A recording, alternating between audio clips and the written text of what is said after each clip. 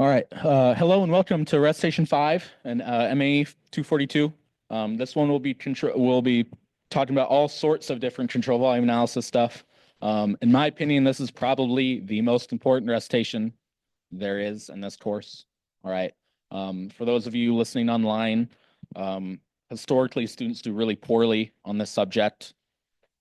So I'm not here to scare you or anything, but I'm going to go in really good depth to these first two problems. And I apologize to Professor and the students who see like the PDF. And yeah, there's a third problem, but the depth that I go into with these first two problems, you just can't get to problem three. And that's fine. The key for problem three is really well written. But anyway, I'm going to share my screen really fast so you can see the actual setup of the problem. All right, can you guys see that? Or you whatever. There should be okay. Yeah, you guys see that setup for that? Pretty good. You guys can't on Zoom though. Whatever, it'll be fine. Okay.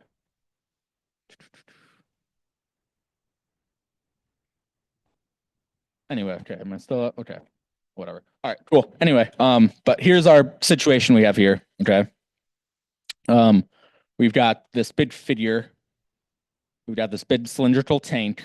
We've got this cylindrical surge tank as shown. At time t equals 0, the water depth in the tank is 30 centimeters. We want to estimate the time required to fill the remainder of the tank. And I'll give you all these little parameters that I have written up here, so don't worry about it. Let's get going. So first off, we have diameter of the tank is 75 centimeters, so 0.75 meters. I have all of these numbers memorized anyway. This is my third time doing these. We have V1 coming in, which is 2.5 meters per second. All right, we have V2 coming out, which is 1.9 meters per second. We have the little diameter of the pipe, which D is 12 centimeters, which is 0.12 meters. Cool. And big H, the total height of this tank right here is 1 meter. And we're given that tank is already filled by 30 centimeters. So the little height H we're going to be solving for is 0.7 meters. Right? Okay, cool. So this is what we're given all of this stuff. So this is all of our givens right here. We're just told straight up this is all this stuff is. Okay. So now comes the control volume aspect of it. Okay. And we want to solve for time.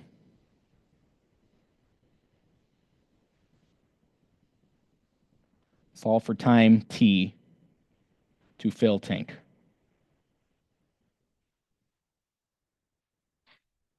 All right. So straight away, you should just know from doing these problems, right? We're going to need some sort of control volume. All right. This is why it's called control volume analysis. Okay. So you should be, yeah, it's all control volume analysis. Okay. We're going to draw some control volume, and I'll draw that in a second, and I'll show you why I'm going to draw that in a second. Usually that's like step 0, but I want to make some assumptions first, just based on what we're given. So, in like the homework template, we talked about like, oh, state what you're given, state your assumptions, yeah. You don't really care too much about that until now, because all the other problems have been so basic that you just kind of hand wave through it. It's like, oh, gravity is acting down, and like, oh, the gate has a weight to it. It's like, yeah, okay, duh, whatever. But here, actually, like some of these problems you cannot solve without making certain assumptions. So let's get some of these assumptions down.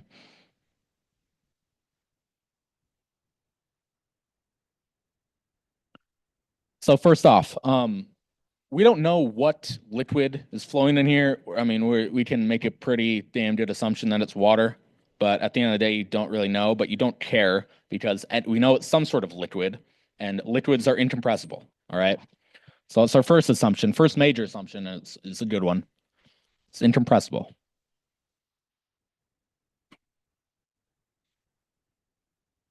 And so with that, what does that mean? It means density is constant. Cool. All right, next, what else can we say? Well, another one we can say it's inviscid. There's no friction forces going on, right? That's a pretty good one.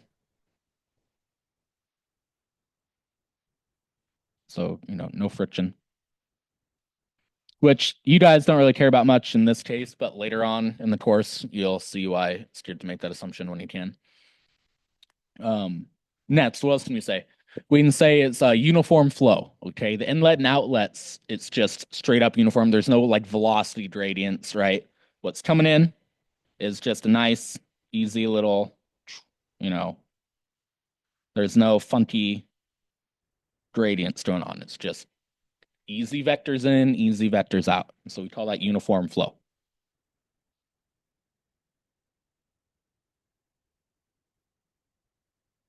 Okay. So that'll make our math a lot easier. Let's see, what else can we say? Those are the really big ones for now. All right. And the biggest one I would say is the fact that since we're solving for time, all right, you're going to be using some sort of conservation of mass thing, right? And you guys have learned conservation of mass, right? This is conservation of mass right here, right? Where zero equals, some time derivative term over control volume, rho dv, plus the integral over the control surface of rho v dot n, normal vector, ds, right? And so since we're solving for some time, right, if we pick some control volume where this whole time derivative term, and that's a pretty bad t right there, if this whole time derivative term, if nothing's changing with time, how are we going to solve for time, right? So the last, I don't even know if you can call it an assumption, but just thing you have to think about is changes with time.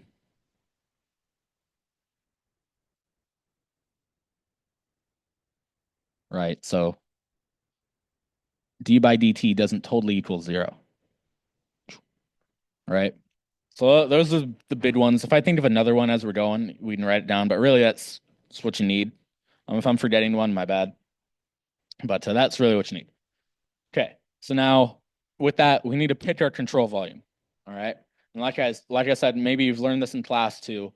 For the scope of these problems, the control volume that you pick is totally arbitrary and be whatever the hell you want it to be. Right. There's some better choices and some worse choices. And I will show you what not to do in this case, because the easy choice, if you're picking some control volume for this whole thing, the easy choice would just to pick the whole box, right? The whole entire thing. But you go, okay, if something's coming in and something's coming out, and I want to solve for some height in here with respect to time, if my control volume is just one steady thing that's not changing in volume at all, how am I going to solve for that h and how am I going to solve for that time? You can't do it.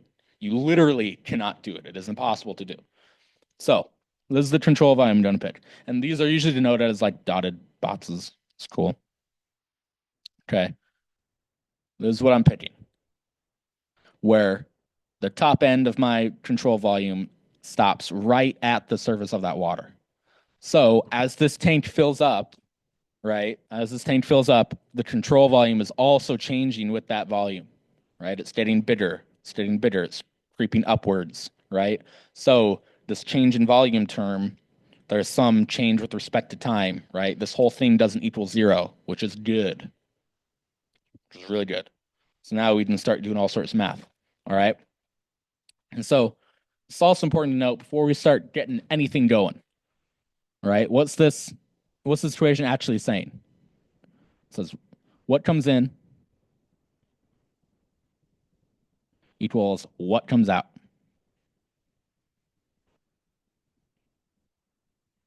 Exclamation point. This is really important.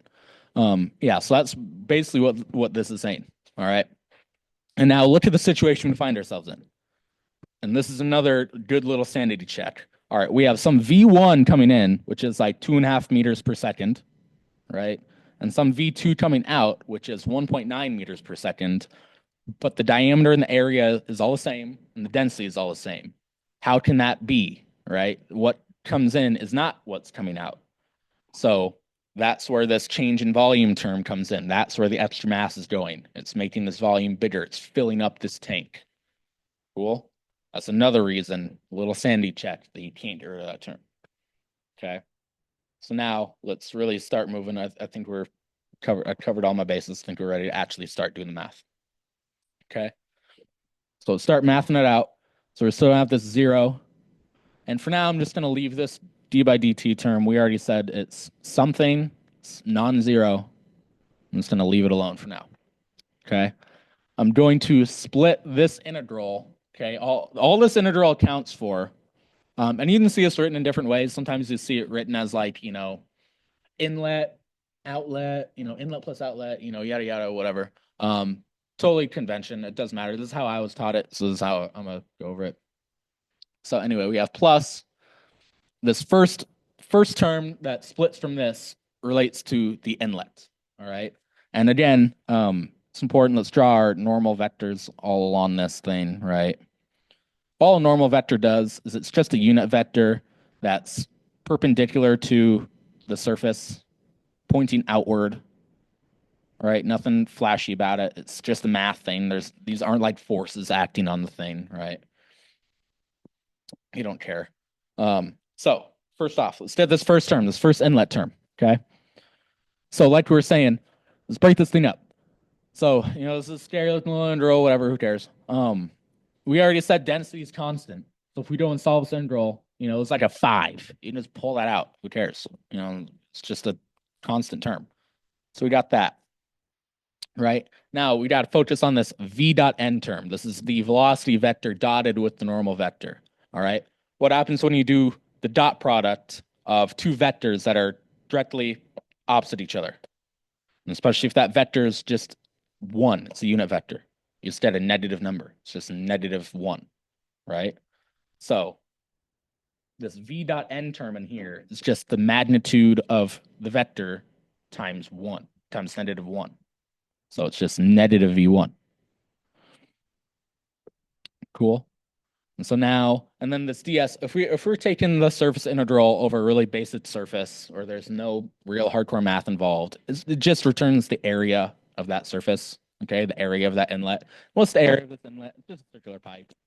It'd be pi r squared. So in terms of this one, it's pi times little diameter squared over 4. Cool. There's the inlet term, right? Now let's do the exact same thing with the outlet term, right? So plus, again, density comes out. Now this v dot n, look at the normal vector there, that n right there, that n hat vector, and the v2 vector. They're pointed in the exact same direction, right? There's the angle between them is 0. So it's just 1. It's multiplying by itself. We have positive.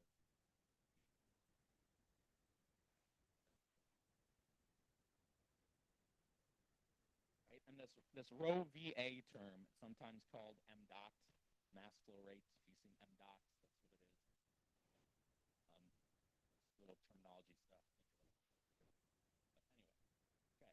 So what does this math out to? We get this whole term to be negative equals the d by dt minus rho v1 pi d squared over 4 plus rho v2 pi d squared over 4.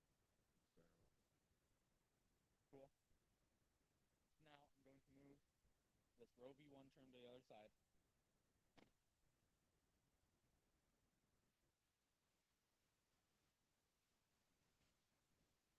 Equals, now we're actually, and I'll put this here, move that over a little bit. So I have more room to mess with the time derivative term. Okay. So now what's going on with this time derivative term, right? What are all the things? So we already said density is constant. Pull that out again. Constant number. Bust that out. Now again, just like the control surface term, when you take the integral over a control volume, it extracts volume, right? What's the volume in question here that's like filling up and changing? The volume of the cylindrical tank. That's why we chose that control volume like that. So as the height goes up, right, this volume is changing. This is what's changing with respect to time.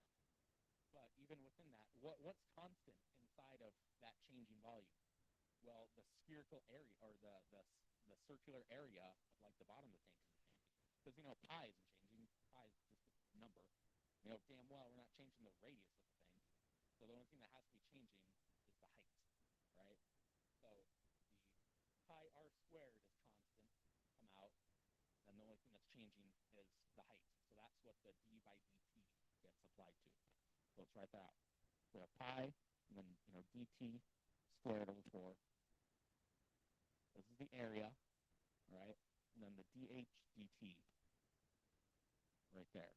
This is the change in height with respect to time, right? So this whole thing, so minus the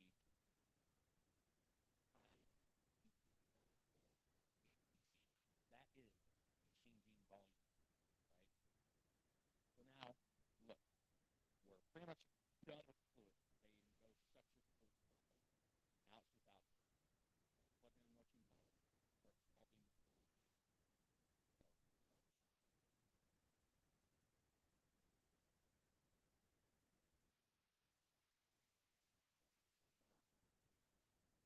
Start solving. So I'm going to factor out a density and pi term from everything, right? Because we do that. So v1 d squared over 4 equals v2 d squared over 4 plus dt squared over 4 times dh dt, right? Just keep massing everything out. Just keep massing it out. Let's bring this over. We have d squared over 4 v1 minus v2 equals dt squared over 4 dh dt. Okay, now I do have some actual numbers for these. Bring that over. Plug in your stuff. Start dividing. Ultimately, we end up getting dh dt equals some number. .0154 equals 0.0154. Right. And now on our physical basis, we can get rid of the what does this dHdt actually mean? It's some change in height with respect to change in time, right? That's what that means. And so what's our change in height? It's 0.7, right? It's the filled, because we have 30 centimeters filled, and we want to get it up to 100 centimeters. It's 1 meter. So we end up getting delta H over delta T equals 0.0154. And this delta H is at 0.7 over delta T. Okay, solve for delta T. I'm getting T equals like 45.4 seconds, depending on how you round. I think the T has 46, same diff. Cool. All right. Sweet. Sound good? How'd everybody like that? Pretty chill? Okay. Yeah, it's not bad when you get it explained like very explicitly. But go look at the T. The T does this in like 2 or 3 lines, and they don't even bust out the full conservation mass equation, which if you're seeing this for the first time, you need that. You need to see what you can work out, how you can math everything out, or else you're going to be just stuck. Okay. Yeah, this is important. So this is problem 1 right here. Problem 2,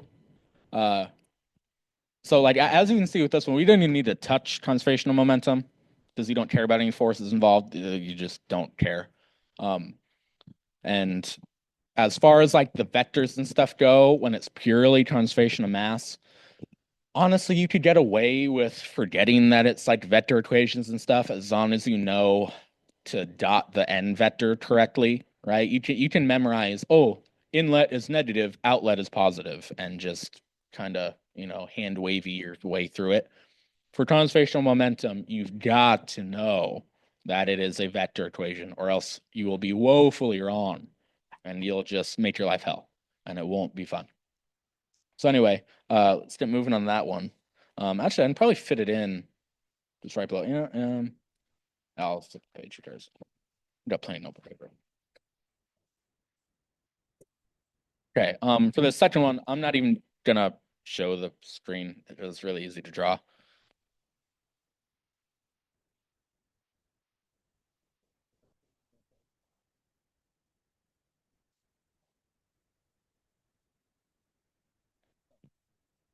Problem two, it's like I'm just off the dome and then I already know everything. Okay. We got some little shape thing like this, right?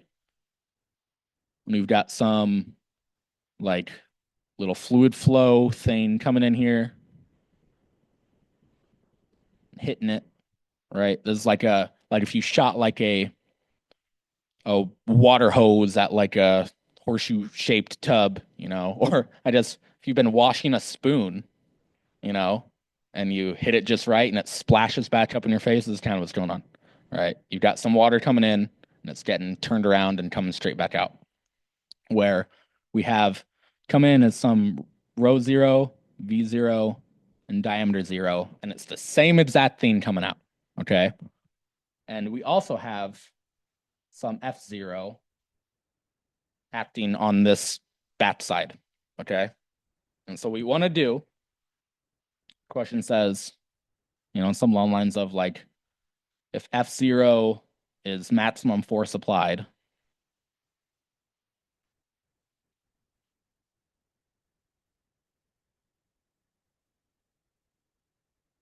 find an expression for V zero,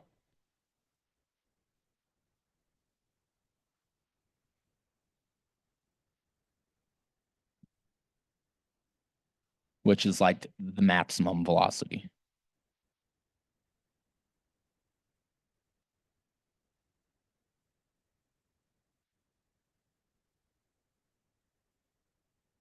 Right. Okay, so first off from the jump, okay, since we know um we've got the same density. Okay, so let's make our assumptions first, right? Before we start getting ahead of ourselves. So again, what can we say? We can say it's incompressible. It says it's some water, some liquid, whatever. And so again, just so nobody's confused, that just means density is constant. Again, more important in this case than before, we're going to consider it as frictionless. It's inviscid.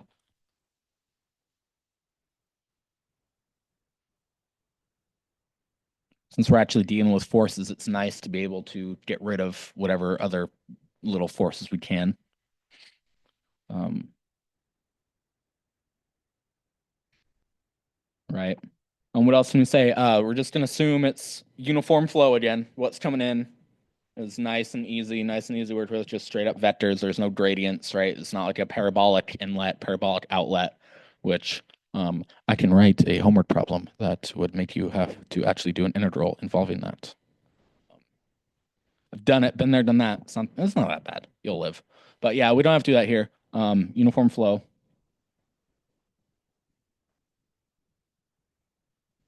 I'm also going to say we're ignoring pressure. So we're taking gauge pressures.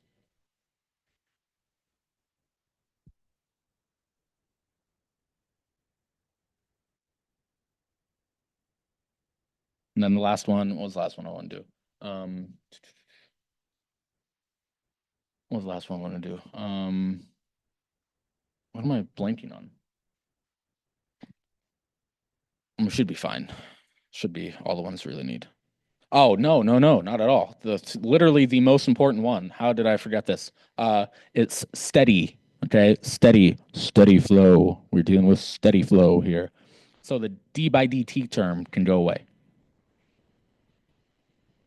You're laughing. That's important. The d by dt term is really important. Where this means d by dt equals 0. Okay, that's a big one. This will basically solve our problem for us. Okay. So now let's get cranking. Like I said, oh, it was up.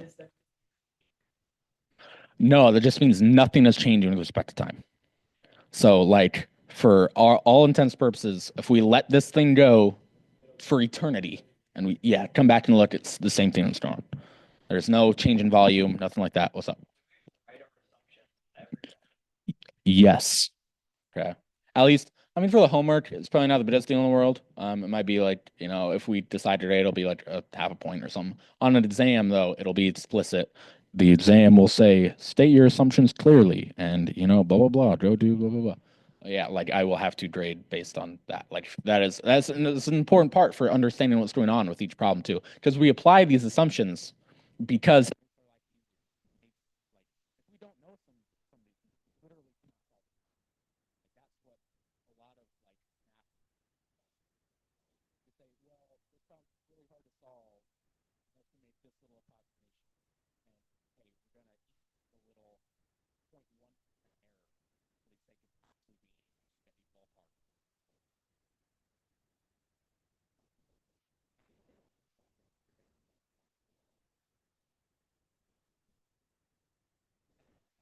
Like I was saying, um, it doesn't take a brainiac to look at this and go, okay, if I have the exact same velocity, density, diameter coming in as what's coming out, and there's no change in volume or anything with respect to time, no change like that.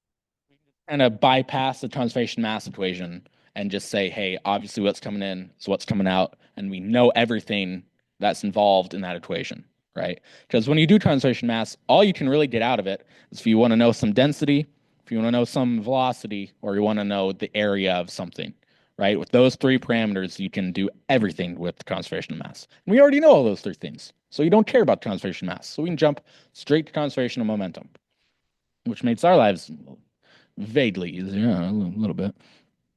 So let's do it. Conservation of momentum. Momentum. Jesus. All right. And remember, this is a vector equation. A vector equation. Directions matter.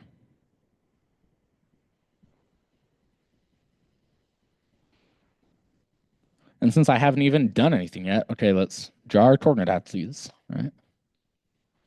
There's X, there's Y, and let me draw my control volume because, and it's a really easy one. There's no tricks about this one. It's just this whole box. All right.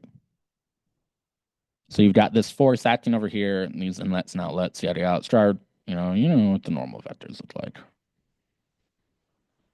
Y'all know what's up. Anyway, okay, so now let's actually write down the momentum equation. And you can see this in a bajillion different forms, okay? This is the form I'm going to write. This is the one I know and love. It looks like this. The sum of external forces equals, the time derivative term or the integral of the control volume, rho v d volume, plus integral of the control surface of rho v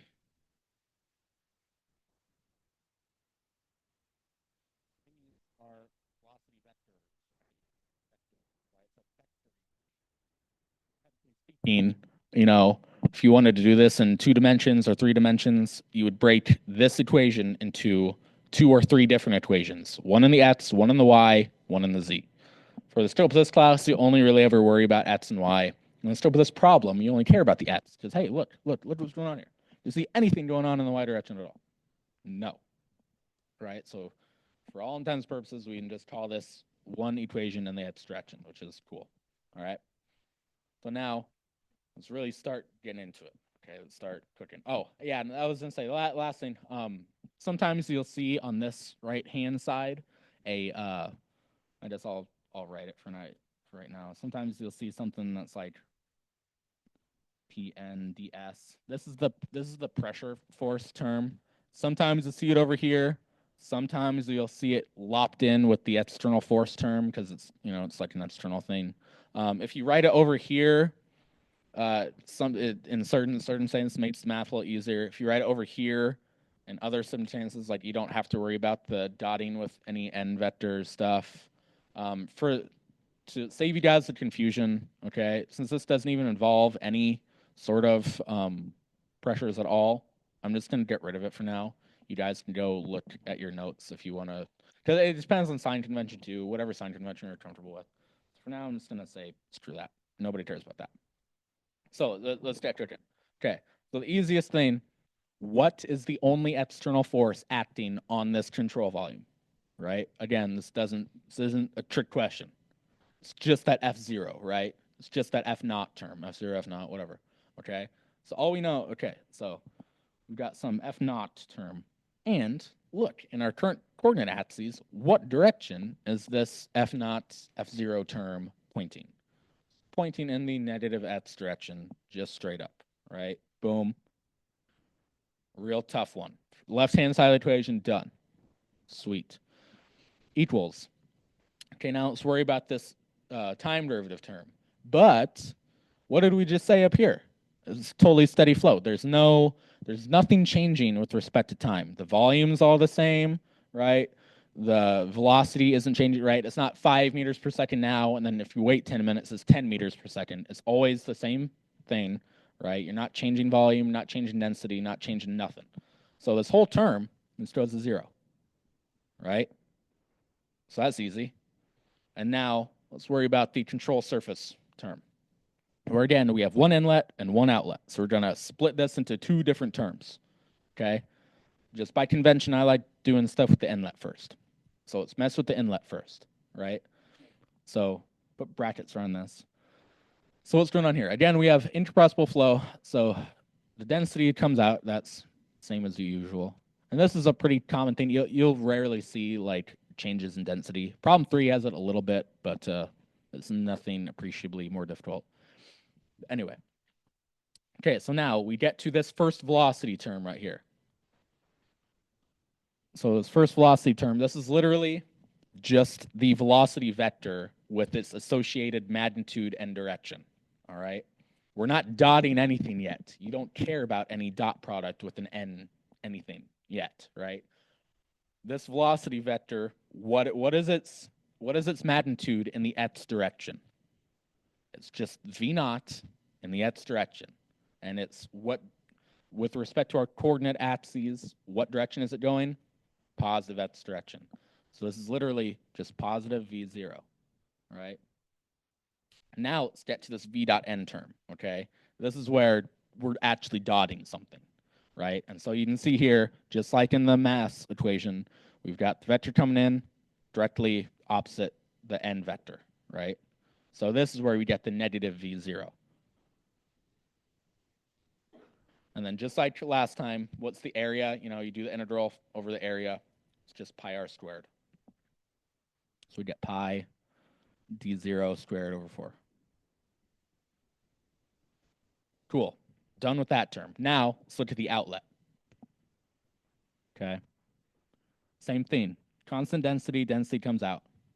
Now, again, we've hit this first velocity vector term.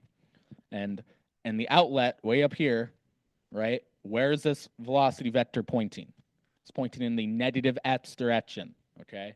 Same magnitude as in the bottom part, you know, in the inlet, but it's pointing in the completely opposite direction. Again, we're not dotting anything. This is a negative v0 by the very fact that it's pointing in the opposite direction, right? And again, if we were breaking this up into component-wise stuff, if there was a y component to this, you'd have to worry about that too, right? But we're just doing everything here is in the x direction, so you don't care. So we get a negative v0 there. Now let's look at the v vector dotted with the n. Okay, this is just like last time. Everything's coming out in the same direction, so you just have a positive v0. And then again, now we're done. We've got the slap the area term on there, and we're cool.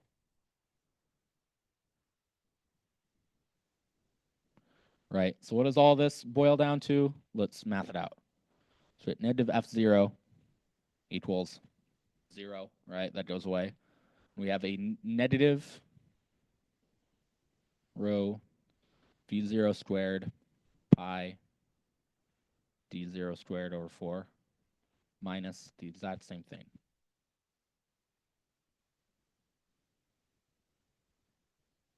Okay, go simplify some stuff out. Okay, factor out a -1, right? Add some stuff over. F0 equals 2 rho V0 squared pi D0 squared over 4. And what do we want? We want to solve for that V0. So pretty easy, just basic algebra, divide the stuff over, take square root.